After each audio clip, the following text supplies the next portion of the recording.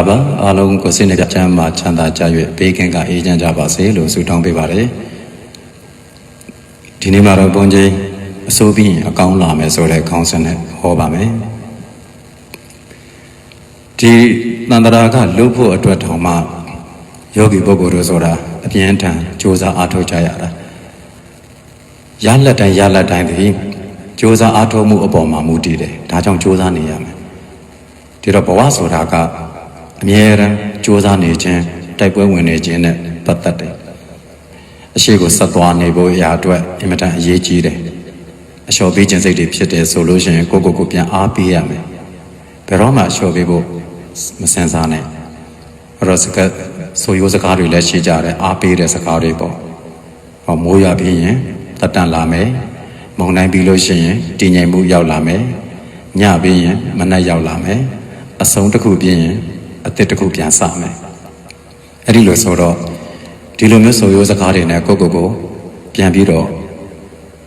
အားဖြစ်အောင်လို့ကိုယ်စိတ်ကိုပြန်မြင့်တင်ပေးရတယ်လူဆိုတာစိတ်တက်ကြတတ်တဲ့တတ္တဝါမျိုးဖြစ်ပေမဲ့လို့ကိုလည်းပဲစိတ်တက်မြင့်အောင်ပြန်ပြီးတော့မြင့်တင်နိုင်တဲ့လူစားမျိုးတွေဖြစ်တယ်ဒါကြောင့်ဘဝကိုအရှုံးမပေးရဘူးအရှုံးပေးခြင်းတဲ့စိတ်မျိုးဝင်လိုက်လို့ရှင်အရှုံးသမားဖြစ်သွားတာပဲအရှုံးမပေးဘူးဆိုရင်ဒါအနိုင်ရမဲ့သူတယောက်ဖြစ်သွားတာပဲဘဝမှာဆုလက်ဆိုတာအမြဲရှိတယ်အဲ့ဒီဆုလက်ကစူးစမ်းနေတဲ့သူတွေအတွက်ပဲအခက်အခဲတွေကြားတဲ့ကပဲအခွင့်အရေးကိုရှာကြရတာပဲလူတိုင်းဟာဒီလိုပဲရှာဖွေနေကြတာကိုယ်မတောင်းဝင်တဲ့အများကြီးရှိနေကြတော့လဲဖြေရှင်းစရာပြဿနာတွေရှိနေကြတော့လဲထွက်ပေါက်တစ်ခုကိုတော့အမြဲရှာနေကြတာပဲရှာရင်တွေ့တယ်မရှာရင်မတွေ့ဘူးဒါကြောင့်ရှာနေဖို့လဲလိုသလိုတစ်ခုလုံနေဖို့လဲလိုတယ်ဘာမှမလုပ်ဘဲနဲ့ထိုင်နေလို့ကတော့ဘာကုန်မှလည်းမျောလင်းလို့မရဒါကြောင့်တစ်ခုလုံနေရမယ်ဘဝအတွက်ကတော့မလုပ်လို့မရဘူးလုပ်ကိုလုပ်နေရမယ်ကြိုးစားနေရမယ်အဲ့တော့စွန့်လွတ်မယ်တော်ပြီဆိုတဲ့စိတ်တကြဆိုတဲ့အရာမျိုးအစိုးအမြင်နဲ့ကြည်ပုံမျိုးသုံးသပ်ပုံမျိုးဘယ်တော့မှမလုပ်မိစေနဲ့ကို့မှာဘဝရှိသေးတယ်ကို့မှာရှည်လျားတဲ့ခရီးကြီးကိုရှောက်အောင်မယ်အဲ့တော့ဘယ်လိုပဲဖြစ်ပါစေနေ့စဉ်နေ့တိုင်းမှာတက်ကြွတဲ့စိတ်နဲ့ပဲကြော်ဖြတ်သွားမယ်အခက်အခဲဆိုတာလူတိုင်းမှာရှိတယ်လူမှုရေးပြဿနာဆိုတာလူတိုင်းမှာရှိတယ်အဲ့ဒီပြဿနာတွေကိုသာအမြဲတမ်းထောက်ပြပြောဆိုနေမယ်ဆိုရင်တော့ဘယ်ကိုမှလည်းရောက်မှာမဟုတ်တော့ဘူးဘာမှလည်းလုပ်လို့ရတော့မှာမဟုတ်ဘူးနေ့စဉ်နဲ့အမျှညီတွားရင်းစိတ်ညစ်ရင်းနဲ့ပဲကုံဆုံးသွားလိမ့်မယ်အဲ့ဒီတော့ဒီအောင်မြင်ဖို့အတွက်စ조사သည်ပဲဖြစ်ပါစေအစဉ်ပြေဖို့စ조사သည်ပဲဖြစ်ပါစေယခုလက်ရှိကြုံနေတဲ့အခက်အခဲတွေထဲမှာကိုအခွင့်အရေးဆိုတာကိုရှာ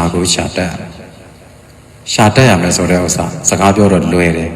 တကယ်ရှာခြင်းတဲ့လူဆိုလို့ရှိရင်လည်းရှာတွေးကြတာကြီးပဲအဲ့ဒီတော့အခွင့်အရေးဆိုတာတွေကနေရာတိုင်းမှာရှိတယ်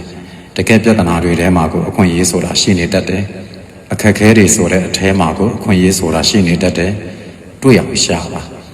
တွေ့အောင်ရှာပြီးတော့တခုခုကိုလုံရင်းဖြင့်ကိုမျောလင်းတဲ့အရာကိုဆောင်စားပါအချိန်ကျရင်ရောက်လာလိမ့်မယ်မိုးရွာပြီးတက်တံပေါ်လာပဲအဲ့တော့အားလျှော့မဲ့အရာတွေကိုအားလျော့စေမဲ့အရာတွေကိုမတွေးနဲ့အားလျော့စေမဲ့အရာတွေကိုနားမထောင်နဲ့အားတက်စေမဲ့အရာတွေကိုသာတွေးခေါ်မိမိကိုယ်ကိုအမြဲတမ်းစိတ်တက်မြင့်တင်ပေးအမြဲတမ်းမြင့်တင်ပေးဖို့လိုတယ်ဒီလောက်ပြဿနာကတော့ကြော်ဖြတ်နိုင်တယ်ဒီလောက်ကတော့အေးစစ်စစ်ကြော်ဖြတ်သွားမယ်မမှုဘူးဆိုတဲ့စိတ်မျိုးကိုထားရတယ်ဒီတော့မှလည်းကြော်ဖြတ်နိုင်ကြတာမဟုတ်ရင်အရှုံးသမားတွေကြီးပဲညားလာလိမ့်မယ်ဘဝဆိုတာအရှုံးပေးဖို့မဟုတ်ဘူးဘဝဆိုတာတိုက်ပွဲဝင်နေဖို့ဒါကြောင့်ကိုယ့်ရဲ့ဆိုင်ရာဘဝတွေအတိုင်းလောကီအတွက်ပဲဖြစ်ပါစေလောကုတ္တရာအတွက်ပဲဖြစ်ပါစေကြိုးစားမှသာရတာဖြစ်တဲ့အတွက်ကြောင့်မလျှော်သောလုံလနဲ့ဆက်တာကြိုးစားပါဘယ်တော့မှစိတ်တကြမဲ့စကားမျိုးမပြောနဲ့ဘယ်တော့မှစိတ်တကြစေမဲ့အရာမျိုးတွေမတွေးနဲ့ဖြစ်ကိုဖြစ်စေရမယ်အဲ့တော့ဒီကမှတေရောဇွဲလည်းမလျှော့ဘူးမျောနှင်းချက်ကိုလည်းမပြတ်စည်းစေရဘူးလုံနိုင်တာတခုခုလုံနေရင်လည်းဆက်လျှောက်သွားမယ်အဲ့ဒါကိုပဲပြီးပြည့်စုံတဲ့ဘဝလို့ခေါ်ရတာပဲဆက်ပြီးတော့ကြိုးစားပါ